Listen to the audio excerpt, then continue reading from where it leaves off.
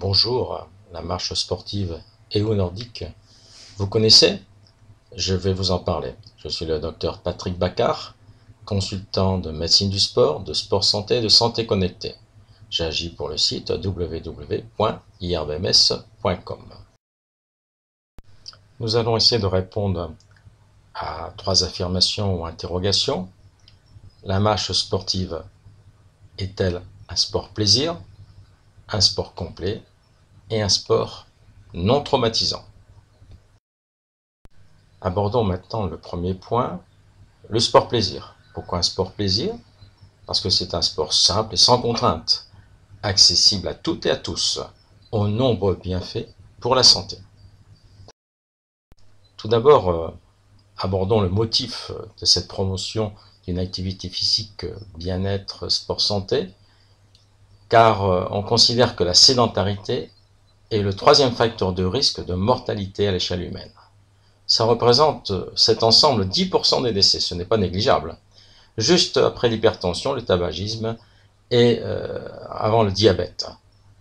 Sachez-le, sur le plan mondial, 5% de la mortalité est imputable à la surcharge pondérale et à l'obésité en lien surtout avec la sédentarité. Les bienfaits de la marche pour combattre ces 3 déterminants. Perte des repères alimentaires, augmentation de la sédentarité et surtout diminution des temps actifs, dont l'inactivité. Pour rentrer dans le vif du sujet, voici une photo. Le bonheur, le paysage, les lumières, les couleurs, le ciel bleu, d'une marche randonnée sportive où l'on peut associer, comme vous le savez bien entendu, convivialité et activité physique bien-être pour la santé. La marche sportive ou nordique, avec ou sans bâton, apporte des bienfaits et un bien-être par 3 actions spécifiques sur l'organisme. 1. Augmentation des dépenses énergétiques. Marcher, se mouvoir, bouger, permet une consommation d'énergie et donc une augmentation des dépenses, agissant bien entendu dans la balance pour équilibrer ou perdre un peu de poids. Agit sur les sollicitations cardio-respiratoires, modifie de façon significative le bien-être cardiaque et le bien-être respiratoire. Vous avez une meilleure forme cardio-respiratoire. Et enfin, troisièmement, ceci est très important, contrairement aux idées reçues, agit sur l'entretien articulaire et musculaire, luttant contre l'arthrose et renforçant les muscles pour faire un gain de tonicité et donc acquérir un peu de poids, mais qui est du bon poids musculaire et qui n'est pas du poids de graisse. Marcher au quotidien, selon l'Organisation mondiale de la santé, au moins 30 minutes par jour, limite la survenue de maladies chroniques non transmissibles, hypertension, diabète, obésité, et également certains cancers. Mais pour ces cancers, il faut savoir que la dose et l'intensité de l'effort est plus importante. La marche sportive peut correspondre à ces intensités. Nous allons aborder maintenant les bienfaits de la marche. Tout d'abord, lutter contre l'obésité et la surcharge pondérale pour contrôler son poids, améliorer son image corporelle et sa silhouette. L'absence d'activité physique constitue un facteur important de la progression de l'obésité, associé évidemment à un excès d'apport alimentaire et une hygiène de vie mal adaptée. La marche sportive de 30 minutes par jour, c'est possible, car c'est une activité sans contrainte, réalisable au plus près de votre domicile. On marche aussi pour lutter contre les maladies cardiovasculaires et améliorer en même temps sa condition physique. La marche sportive et ou nordique permet une réduction globale des maladies cardiovasculaires et du risque coronarien, avec des résultats de plus de 30% de diminution du risque. Ceci n'est pas négligeable. Bien entendu, l'arrêt du tabac est un facteur déterminant complémentaire, positif et favorable pour votre santé. La marche permet aussi de lutter contre les maladies respiratoires, en particulier la bronchopneumopathie chronique obstructive, appelée également BPCO, qui est de plus en plus fréquente chez les femmes. La marche permet donc de maintenir un bon fonctionnement respiratoire en limitant ce que l'on appelle la dyspnée d'effort. C'est une difficulté respiratoire. Puis petit à petit, cette difficulté vous accompagne au repos. Et il faut donc maintenir une bonne oxygénation de vos muscles, car l'oxygène, c'est la vie. C'est un médicament naturel contre le vieillissement respiratoire. C'est une thérapie non médicamenteuse. L'activité physique, et donc la marche, permet aussi de lutter contre le diabète. Vous le savez, la sédentarité est responsable de l'augmentation du diabète de type 2. Pratiquer une marche sportive régulièrement stabilise la glycémie chez tous les diabétiques. Il a été établi que bouger régulièrement, au moins 30 minutes par jour, comme le conseille l'Organisation mondiale de la santé, a des conséquences métaboliques favorables sur l'obésité, le syndrome métabolique et sur les lipides. Paradoxalement, et les médecins peuvent vous le prouver, la marche a aussi des bienfaits pour lutter contre l'arthrose et prévenir surtout l'ostéoporose. La marche sportive entraîne une mobilisation articulaire et permet donc de maintenir votre souplesse tout en tonifiant votre silhouette. La marche sportive avec ou sans bâton, c'est-à-dire aussi la marche nordique, en dehors des poussées douloureuses, stimule les cartilages et les renforce pour prévenir l'arthrose.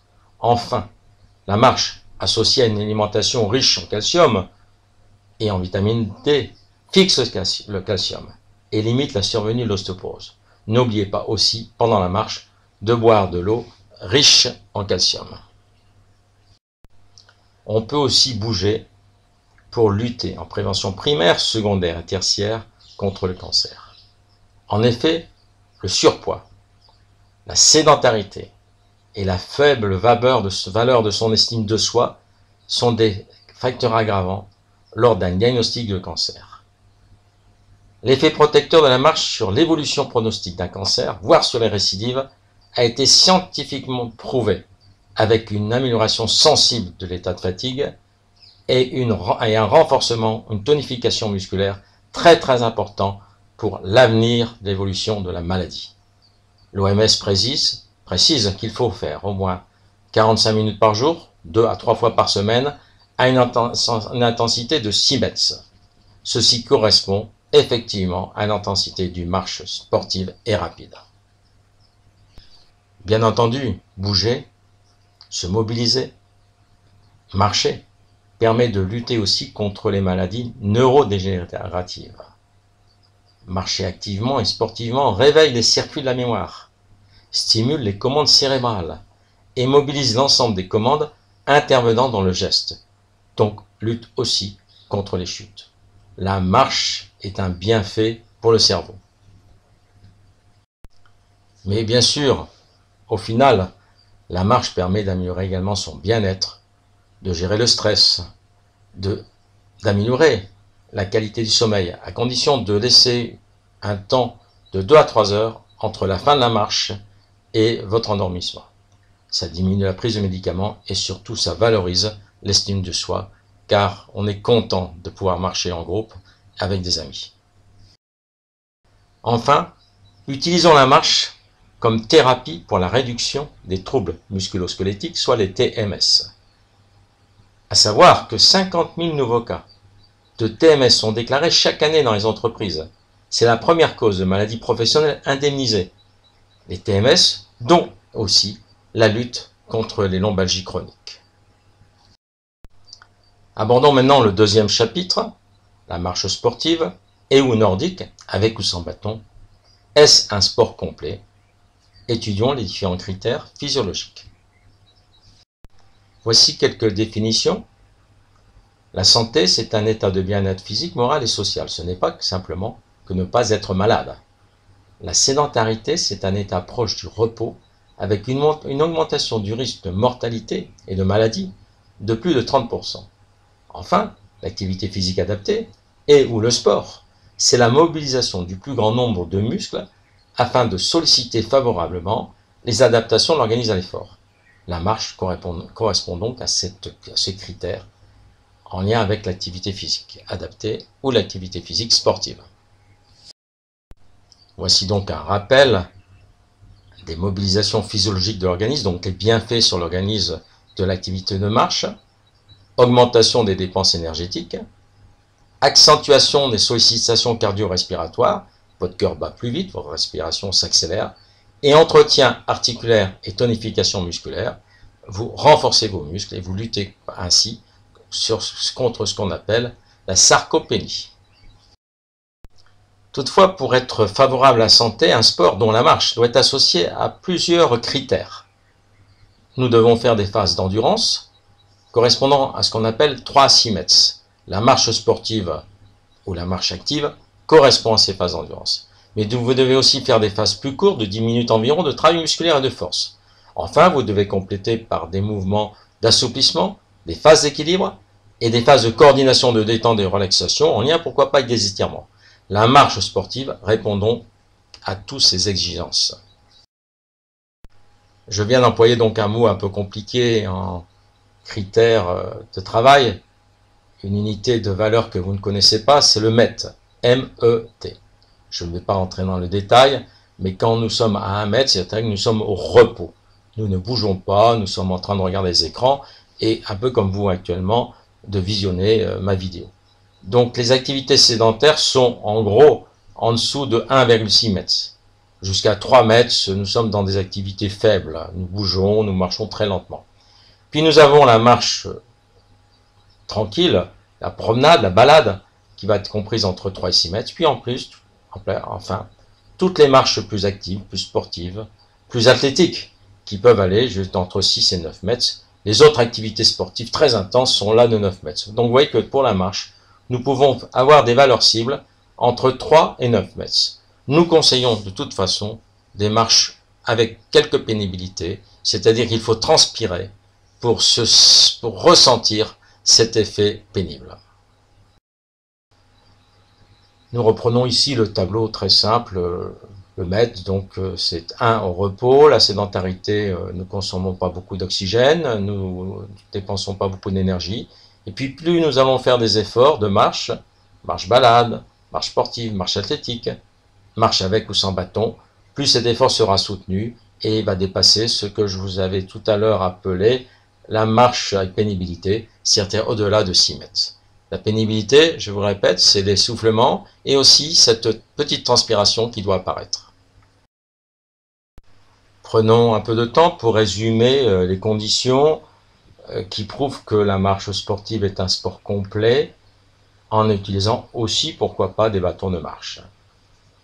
La marche peut être proposée à tous les âges car c'est une activité naturelle et automatisée qui se décline donc selon les vitesses, en marche active, en marche sportive, pourquoi pas en marche athlétique, avec ou sans bâton.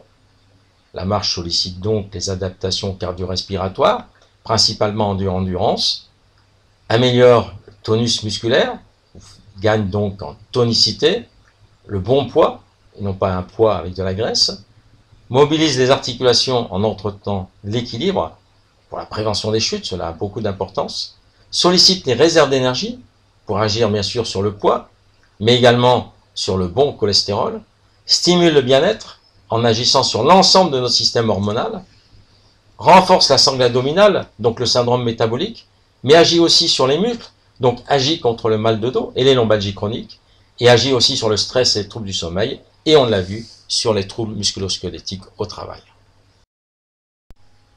Abordons maintenant le troisième et dernier point, pour savoir si la marche est un sport santé, marche sportive ou marche nordique, avec ou sans bâton.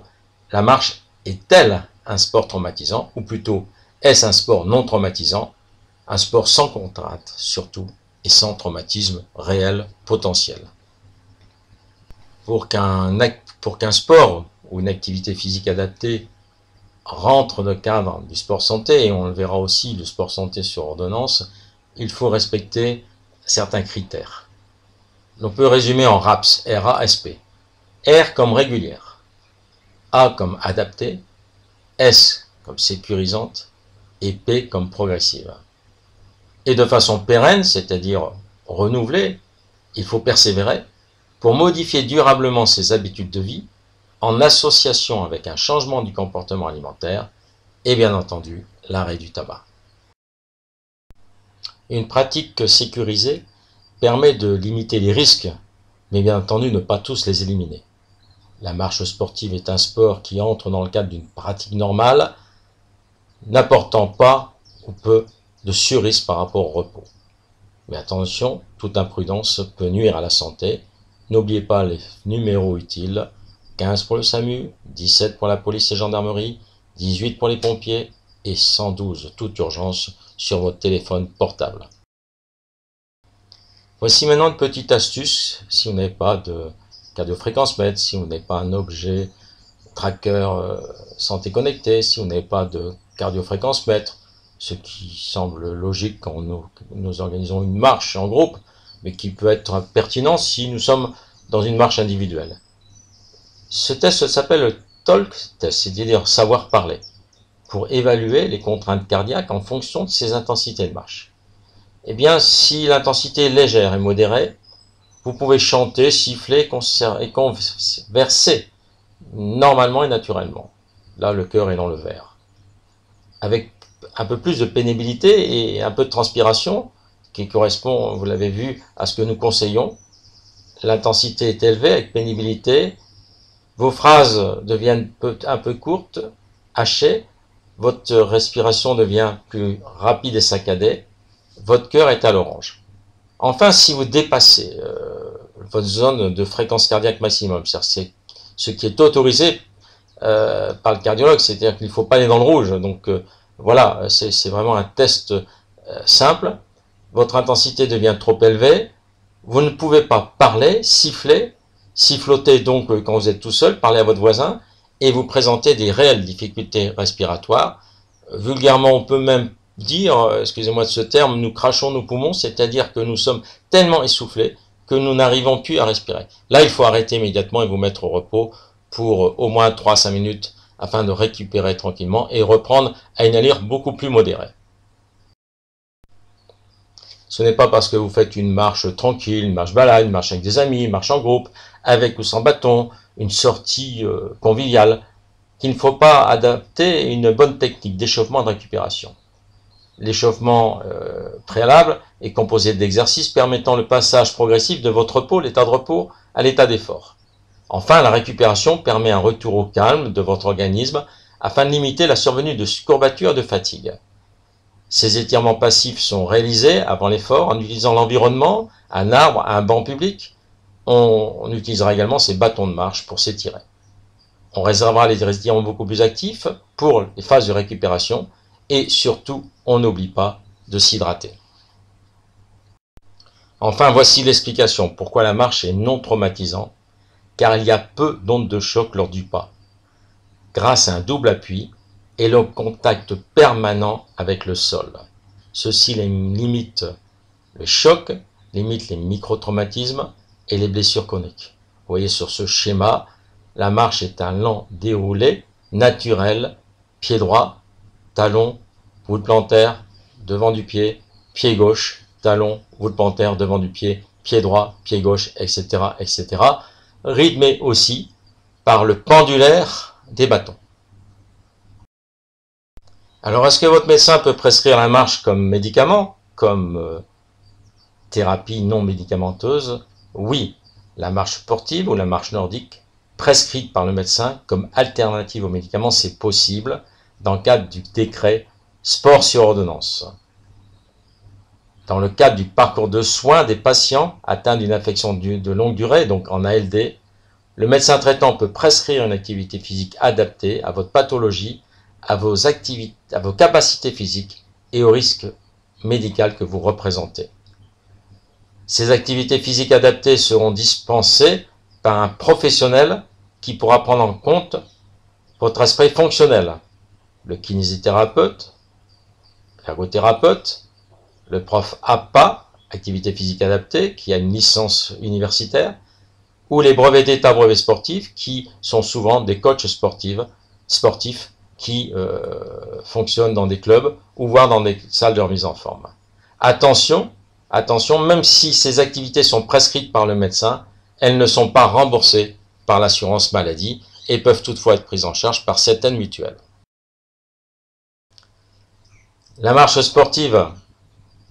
avec ou sans bâton est donc un sport santé, car c'est un sport plaisir, vous l'avez compris, simple et sans contrainte, réalisable au plus proche de chez vous, un sport aux bienfaits sur la santé qui sont reconnus, un sport non traumatisant et abordable à tous les âges. C'est aussi une activité physique adaptée qui rentre dans le cadre de la prescription du sport sur ordonnance par votre médecin traitant. Marcher est donc bon pour la santé à votre rythme, seul, avec des amis, près de chez vous, près de votre travail, ou dans les espaces naturels qui sont de plus en plus nombreux, ou les chemins de randonnée en France ou à l'étranger. Nous remercions nos partenaires, les crédits photo Newfield, qui nous fait confiance comme partenaire scientifique et médical depuis 2 ans, et Dynacare pour l'ensemble de la santé connectée en lien avec les mutuelles. Merci, et pour plus d'informations, consultez régulièrement le site de l'IRBMS, www.irbms.com.